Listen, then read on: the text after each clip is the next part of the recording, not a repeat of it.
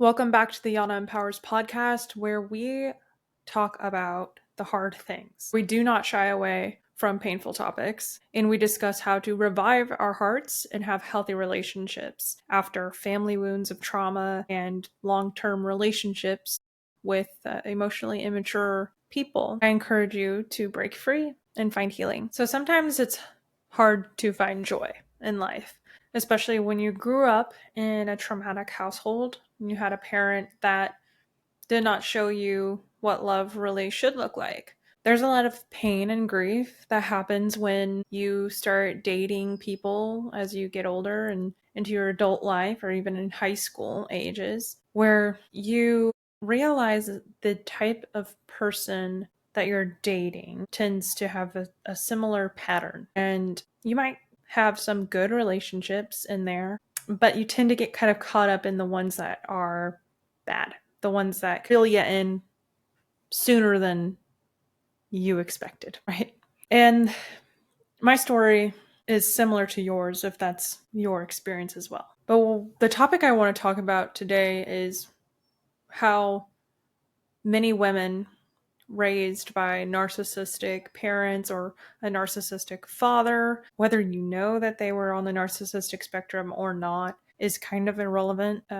I guess a better term to say or describe this person in your life could be emotionally immature, although that doesn't always paint the full picture for everyone. There's a piece of yourself that had to grow up much faster than what is ideal for a child. Growing up in an environment where you have to take on responsibility for the emotions and the outrage or the behavior, frankly, of a parent and act like you've got your things together can create grief as an adult. You almost feel like your childhood has been stolen from you. Now, there are some strengths to this. There's some strengths to maturing and taking on things and kind of holding on to that sense of strength within yourself. Sometimes this also becomes a weakness, mostly due to the fact that you didn't really get the chance to explore as a child, explore with safety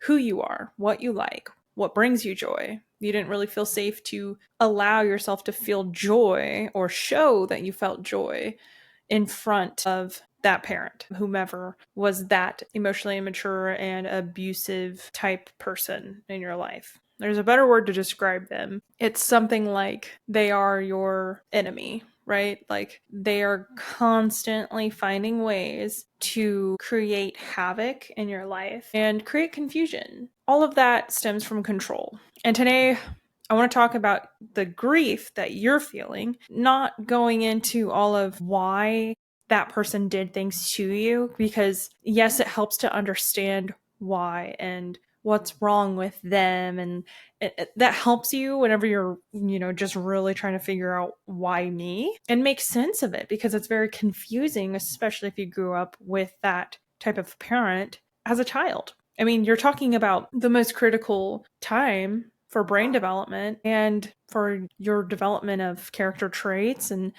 your own sense of safety. My dog keeps barking. I want to preface this by saying that I do not believe that this type of grief, this grief over the childhood that you didn't get, is well acknowledged. Growing up with emotionally immature parents can impact a lot about life, impact a lot about who you are and your development. And I think it's an important thing to discuss because we don't always think about how our baseline affects the choices that we make as adults. And unfortunately, when you become an 18-year-old and you're determined an adult, you still may not have any idea what you really enjoy in life or know where to go. Growing up in an environment with a parent that's more on the narcissistic spectrum, whether you know that or not, doesn't impact the healing that you can receive from listening to this podcast. I do not support demonizing people because I think at the end of the day, when we die, the truth is all revealed, and there's healing in that. There's healing in our spirit, and I know many people may not believe that. I lost personally. I lost my father and he took his life, and I felt a lot of peace in my life after that point, but I still grieve him, right? Like he was always pre-forgiven, always loved him, even though he was my abuser, even though, he was in and out of his personality disorder, right? It's hard whenever we're talking about brains and how they operate, how behavior is, how you're treated, and how you're coming to be. This is why I talk about grace. I talk about grace a lot because we really cannot live life feeling as if we were victim for our entirety of our being, right? Living in a victim mindset, believing that someone else was a monster, believing that they were hell on earth, like it feels very real. And you were a victim, right? A child doesn't deserve to have that life. And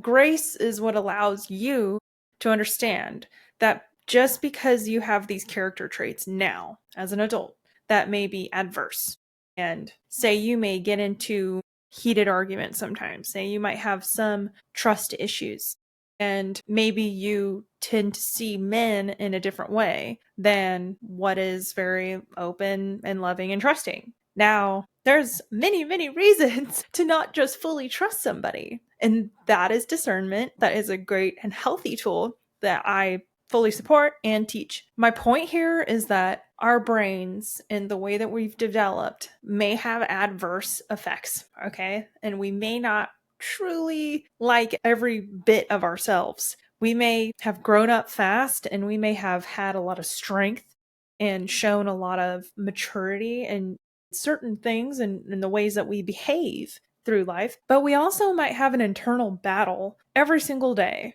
of feeling unworthy, feeling like we are not capable, getting stuck on self-sabotaging behavior, or anxiety in relationships where we feel like we're kind of shooting ourselves in the foot, and we're kind of pushing people away, good people too, because of what? Afraid of conflict, afraid of having hard conversations because it feels so damn scary and it hits you to your core. And that is a response from childhood, right? So, and this is all like not one event. This is a complex PTSD type of behavior. And not to label you and put you in a box, right? Because we use these terms to actually help us understand a little bit more about ourselves and how we can uncover things. But if you just learn a term, you label yourself and then you put yourself in a box. Well, I have CPTSD, so that means that I can't do it.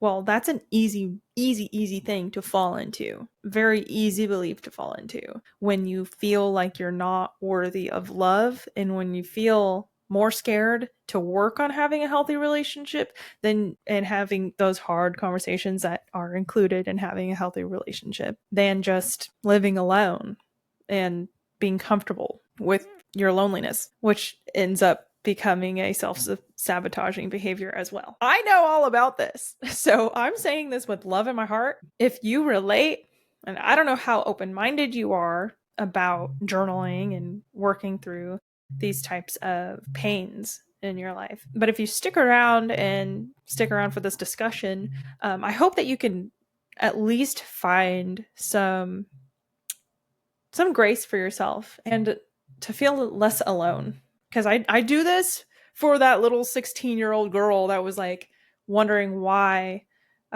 she felt so alone, why she was feeling as if the whole world was just crashing down on her. And I say like 16, but like 17, 18, right in that range of time.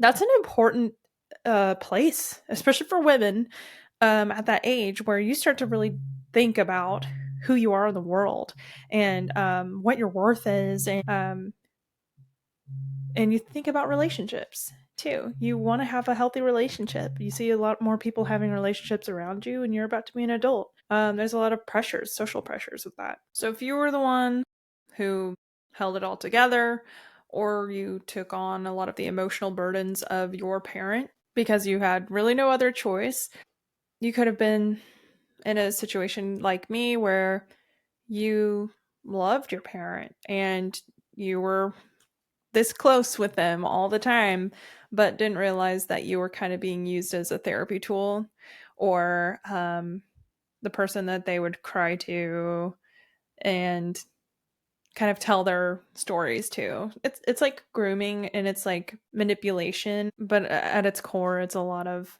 dysfunction and immaturity. Whether that person, whether your parent knew that they were doing it consciously or not, it doesn't truly matter. It feels sinister either way, whether it was meant to happen that way in their head or if it was this concoction of like brain damage or psychological personality disorder from birth or sociopathy. Like all of these different designations for what could have gone wrong, they don't impact your healing at this point unless you still have to set boundaries with that person, right? And at that, I would say seek professional advice from someone who is trauma informed, specifically with a therapist that is more well trained on that narcissistic personality or personality disorder spectrum. I also know that a lot of people find success with different types of therapy. So if you're looking for good resources, then feel free to reach out. So maybe you were the responsible one, maybe you were the peacekeeper. You might have been the one that held it all together, but because you had to grow up fast, you feel like you missed out on childhood. And now as an adult, you may feel like you're still stuck in survival mode at times, especially when it comes to building healthy relationships, friendships, going out and being social, and just having a good relationship with yourself. You're not broken. You're not alone, even though it feels that way. It's not true that you are broken. It's true that you're struggling and that there are different factors at play and that there's a journey of healing ahead. You can't say that you chose this happened to you. So it's hard whenever things outside of your control have brought you down before to be very hopeful. And I will say this, that pain, you don't forget it. And you're never gonna be in that state of like blind hopefulness. It's okay to have discernment in your life. The challenge is, how can you discern whether you are putting too much anxiety and too much from your negative past onto your future? So there's a scale. And if you're tipping more towards always negative thinking, then that is also not good discernment, because you can also tell that in life, not everything goes bad unless you continue to think that way and attract that and not do enough for yourself to heal and get out of that cycle. When you start to break it down, it starts to relieve. And yeah, bad things can happen, but it's all about how you perceive it. You can get fired from your job and you might just have another perfect opportunity right after, something that is a better fit for your soul and you feel like you're serving people better. So it's all about perspective, and sometimes you won't know until you get a little bit further in your journey. Okay, there are reasons that you might have that more negative aspect. There are reasons that your nervous system adapted that way, and today we're going to talk about them. I'll also be sharing the tools that have helped me heal, from affirmations, journaling, years of studying trauma, so that I could understand myself better and break free from unhealthy patterns and relationships. Make sure you follow the show so that you can hear on a monthly basis from me. If this healing journey resonates with you and you've had a parent that was emotionally immature and you've struggled with these similar things in your adulthood, then I'd love if you would follow or subscribe. If you're ready to have healthy relationships, this space is for your healing, and these conversations and everything that I'm going to cover is hopefully practical for you. This space is for your healing and your empowerment. A lot of people think that grief is something that you only go through when someone dies, but it can also be a very deep and real emotion whenever you feel like you missed your opportunity to explore who you are in life before the consequences became greater, right?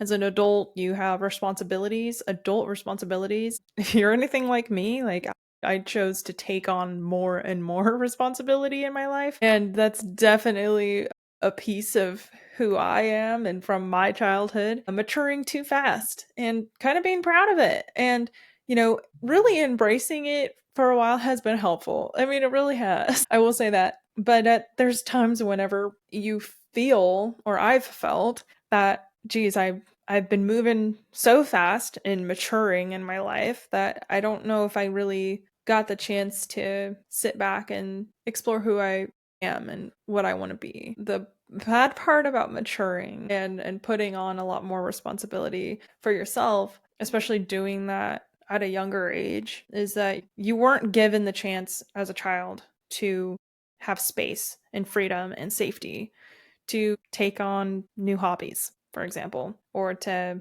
have joy in a creative project as the time goes on, right? And then you become an adult, 18, right? Take on more responsibilities if you're capable at that time and you're not really stuck in abuse. So it's kind of a battle of, I'm strong, I can handle it, which is frankly a lot of ego talk, right? Our ego is holding on for control of our environment and being very proud of the strength that we've felt in having to handle an environment that never made us feel safe. How do you strike a balance between being strong and mature versus feeling safe and free to ask for help and be vulnerable in failure and things that could make you look a little silly?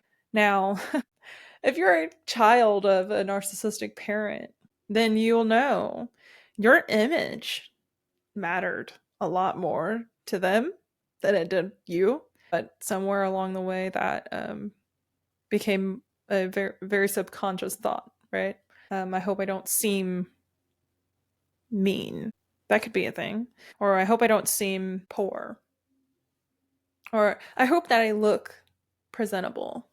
I hope that I look like I'm cool. Those are always things that we think and when we want to fit into a place, but whenever you're raised by a narcissistic parent, it's almost a lot deeper because it will cut them deeper than it will you. You want to understand why you're being pushed away by your parent whenever you kind of disappoint them that you didn't perform well in a basketball game or in school or whatever thing that they supported you in. The thing about the narcissist is that usually they make you the protege of the dreams that they didn't get to chase. It's like their second chance. Well, if I can help them make it in this thing that they wanted to make it in, then they feel like, well, they did a good job. They're proud of that. But at the end of the day, they're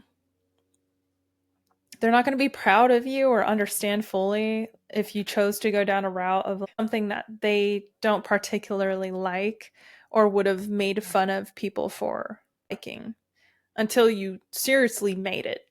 I'm just going to speak from my experience. I was a basketball player. I always had interest in singing and choir and theater. Anytime that the conversations came up about what I wanted to do, it was always kind of like a shaming thing that would happen, a little like nudge towards, you don't want to be like those like weird theater kids, do you? Like kind of like that. And it was an encouragement to go towards basketball as it was more aligned with like strength and honestly the fact that my dad had 4 girls and I was his firstborn. So I think there's that piece of it where I was also treated more like the boy that he wished he had. Anyways, I'm sure that some of you guys relate to that type of treatment. So you learn early on that your emotions aren't really safe to express. You're not really safe to say, well, I'm like interested in it. I kind of want to do that. Or if you say, I don't really feel like playing basketball anymore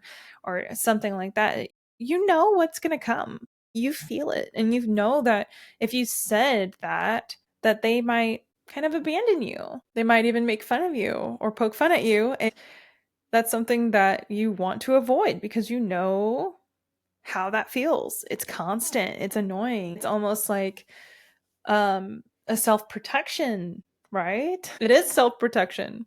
You want to be loved by your parent. You don't want to be ostracized and pushed away. So it's very possible that you become hyper aware. Some of these other behaviors that would happen in a narcissistic household, and not just in the self-expression side of things, but in the legitimately like feeling emotionally okay to talk and to express, be not just say, oh, I want to do this thing and be creative or do this fun activity, but simply being, that becomes scary. And that's what I really want to push through here right now. You're holding that still. Some part of you is still working through that subconscious belief that you are not safe. So like in my experience, I became hyper aware. I was constantly scanning for danger, trying to predict how he would act. And this is something that a lot of people relate to. It's not just a personality trait, it's a nervous system response. So if you're feeling anxiety all the time and you're kind of thinking worst case scenario, this is a very common thing for someone who went through a traumatic childhood. So the brain of a child is exposed to unpredictability in the home in the case of being raised by an emotionally immature parent. You might have had emotional neglect, and the narcissistic parenting leads you to stay on high alert, to not relax, not to calm down, because frankly you're not safe. The amygdala is the fear center of our brain. It becomes overactive.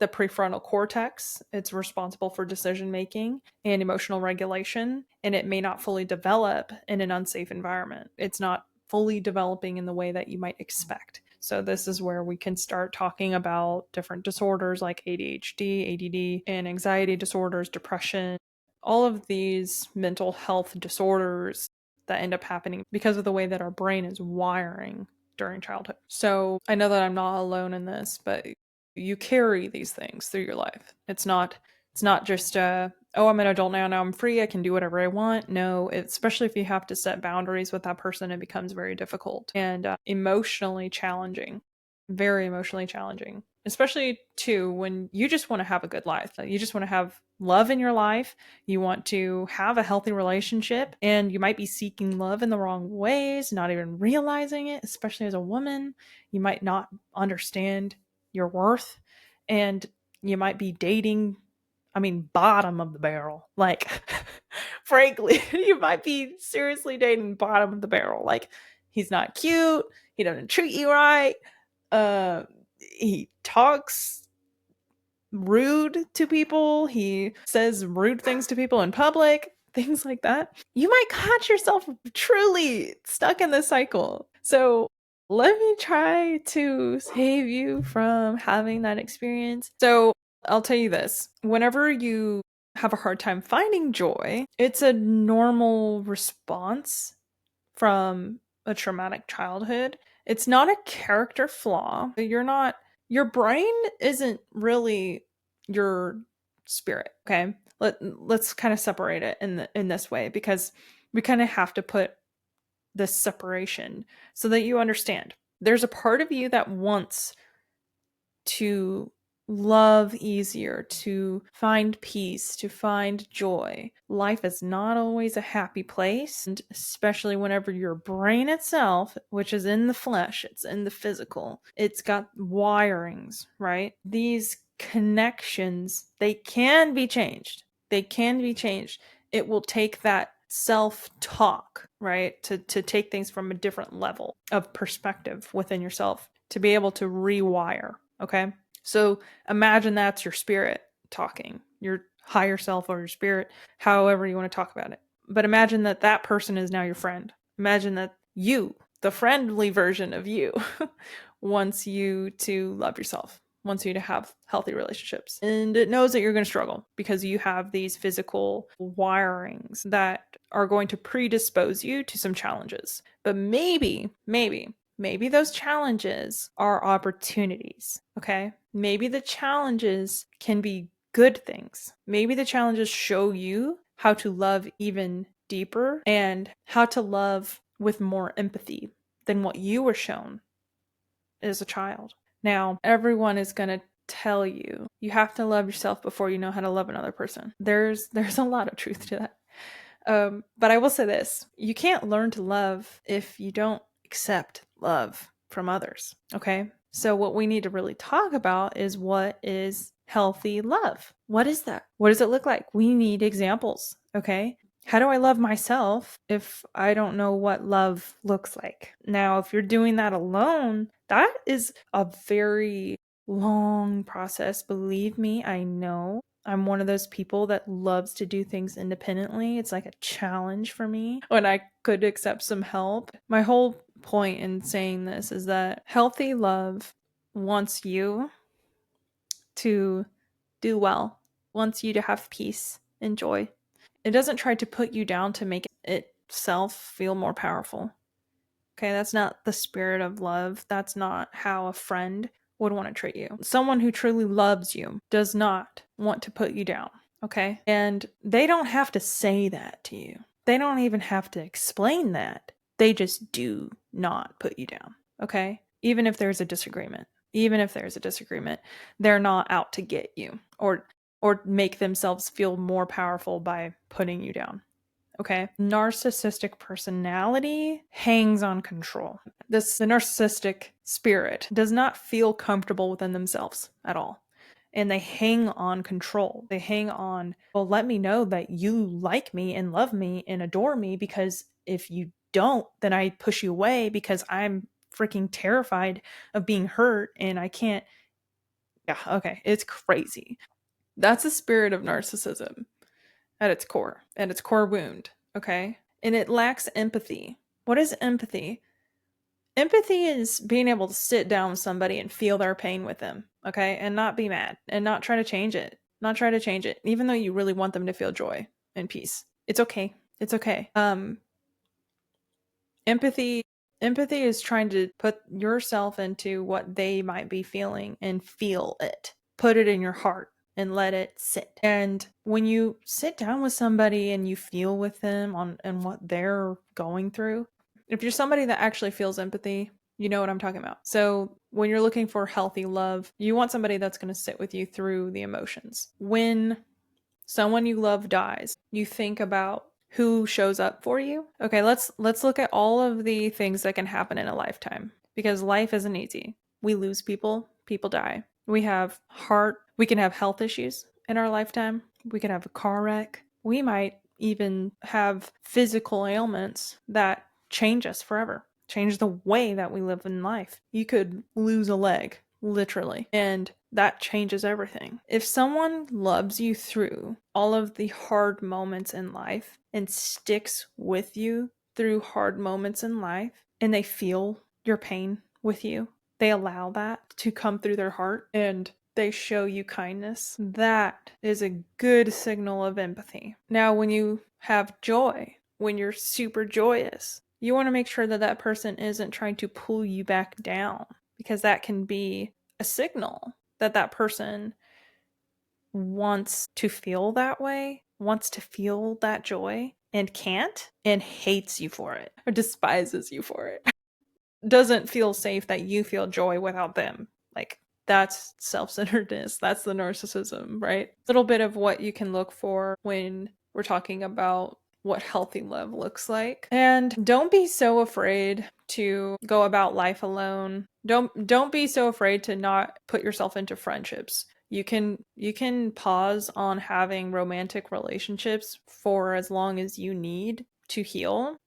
I will say that good boundaries as well to set, if you want to have a healthy relationship, would be to give yourself the time and space that you need to discern who they are and how they fit well in your life. If you guys align on beliefs, and a big major thing to wait and see about and have discernment about is, how do they treat people around them? How do they treat their friends? How do they treat their family? How do they talk to them? If you see blatant misunderstandings and self-centeredness and how they treat the people closest to them, then you know how you're going to be treated eventually. It's a telltale sign, especially if it's people in public that they're just treating wrong.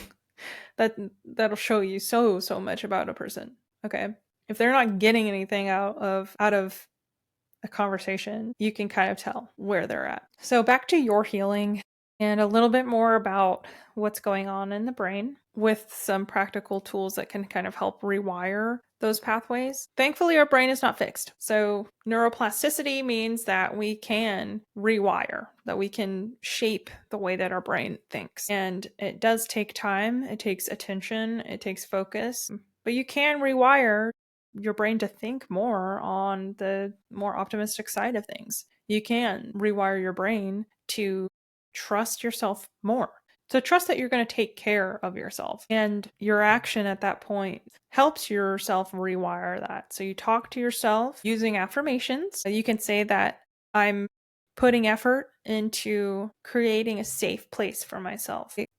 You can say that I am worthy of love that doesn't hurt. Even though I don't feel this way now, I am worthy of love that doesn't hurt me. Another affirmation example that I've used is, since I like to do the growth mindset version of these affirmations, is I'm putting effort every day into showing love to myself and others.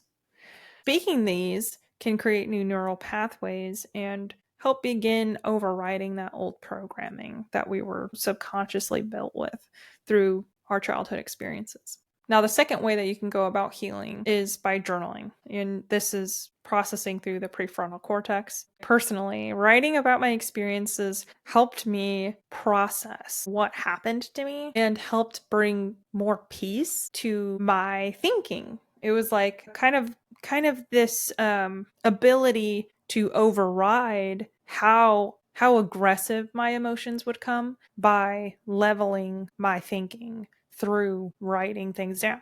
You're really honing your brain into one mode. You can get yourself into a flow state. And when you're writing about some of the hardest things that happen to you, you might cry and bawl and have, intense emotions the first time you do it. The more that you write about those specific events that you can remember, or even if it's not specific.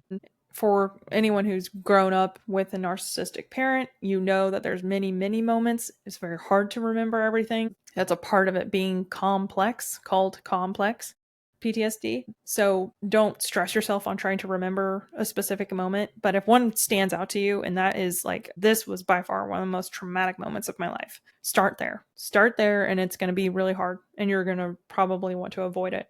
But the more that you write about it, you'll find that your emotional reaction to what you're writing about gets easier. It lessens, it dampens. And it just means that you're able to see it from a higher point, right? So you're able to see it a little bit more from your spirit.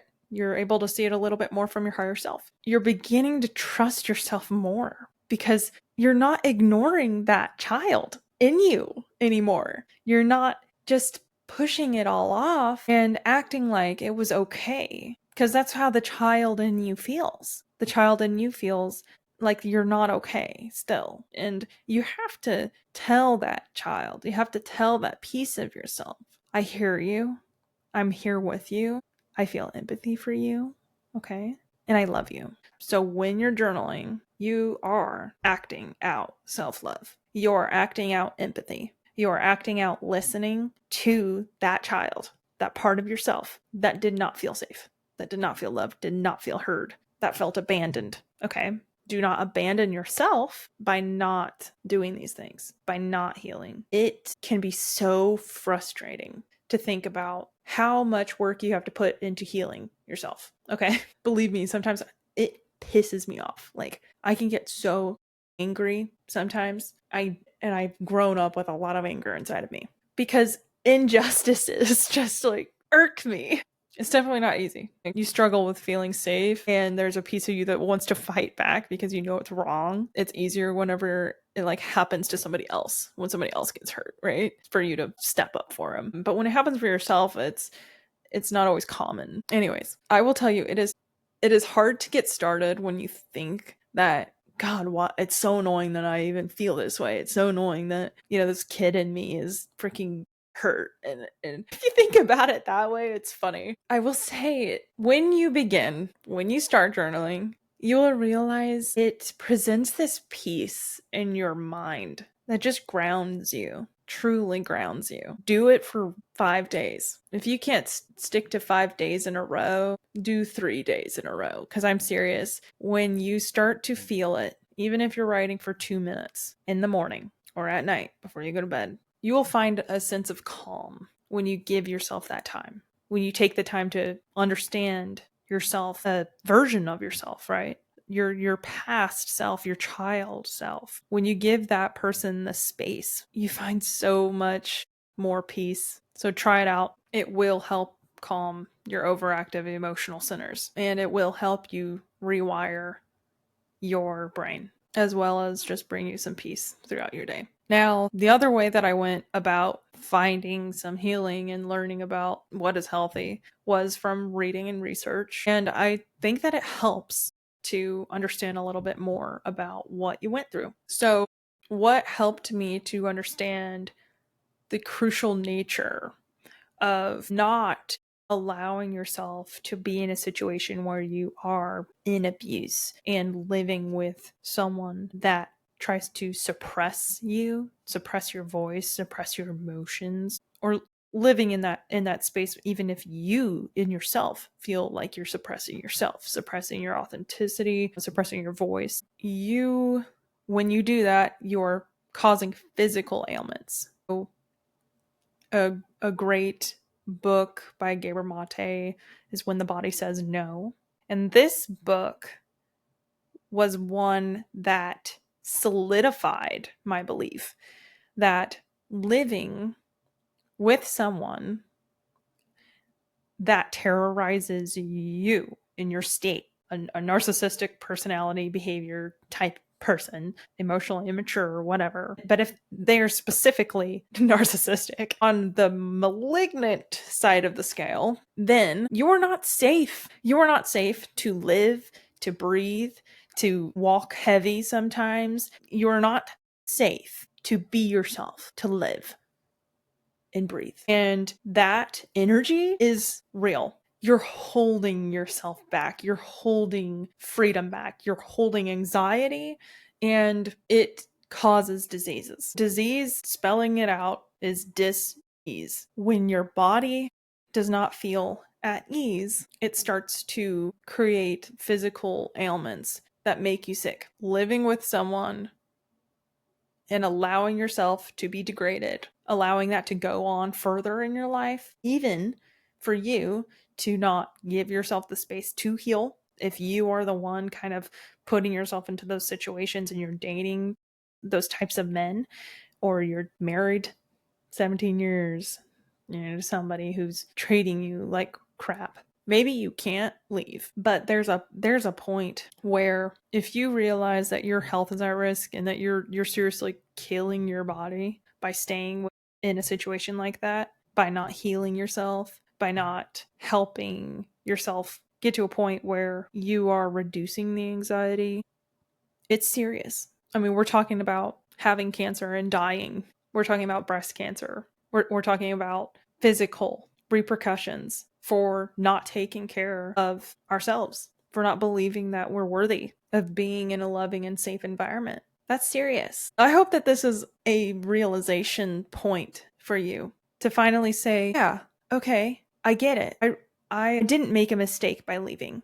Like, I didn't make a mistake by setting a boundary. I didn't make a mistake by going no contact. I hope that that gives you power. This isn't a made up thing. If you're going to put your body at risk and you're going to put death as an option, I know that it's easy not to be hopeful, and it's easy to not find any self-worth. I've been in the point of giving up as well. I've felt that in my life at a younger age, and I know that my mother had to go through it, and depression has had a hold for years in her life, my life, but I think she had to deal with it for a very, very long time. I hope I'm not being too aggressive on this. It's because I get so angry, so passionate about what happened, right? Like, I want the moms of this world and the daughters of this world to not feel like they have to carry on the burdens. I know that this is geared towards mostly women through my show, just that's who I choose to speak to, but that that story resonates for anyone that's mistreated and abused. Unfortunately, abuse can come in cycles. So you do have to stop that cycle. It isn't easy. It's not easy. If you're feeling that pain of grieving the childhood that you wish you had, know that everything that you've gone through, and this can be kind of cliche, but if you think about your spirit, everything that you've gone through has its lessons. Use it as an opportunity to figure out how to love people better, how to love yourself better. Because you know exactly what love isn't. Grief isn't always loud.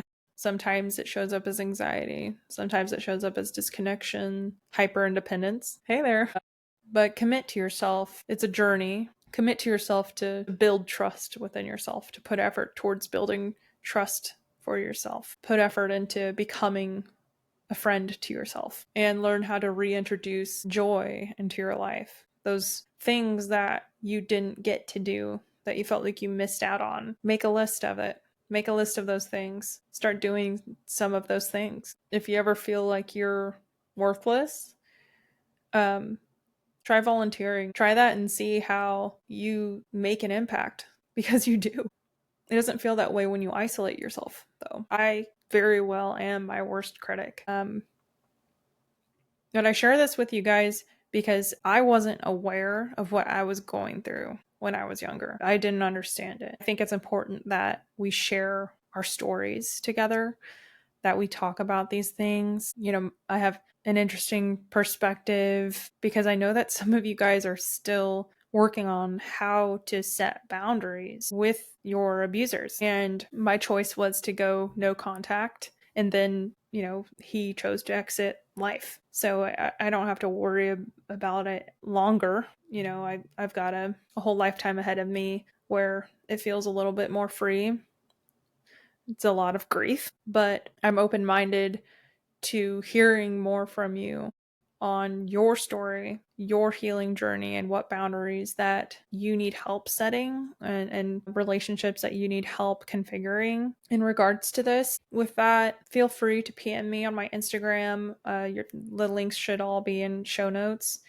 And make sure to follow the show. I'll be posting monthly. Help support my vision of bringing awareness to trauma and to helping the daughters and mothers of this world have healthy relationships, bring love and joy into the family unit. Remember that you are not broken.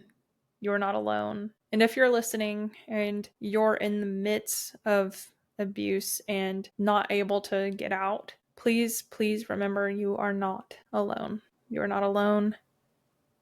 And there will be a time where you find freedom. Till then, stay strong. Remind yourself that you are a beautiful soul and you're a spirit made of love, that you deserve healing. Thank you for listening to the Yana Empowers podcast.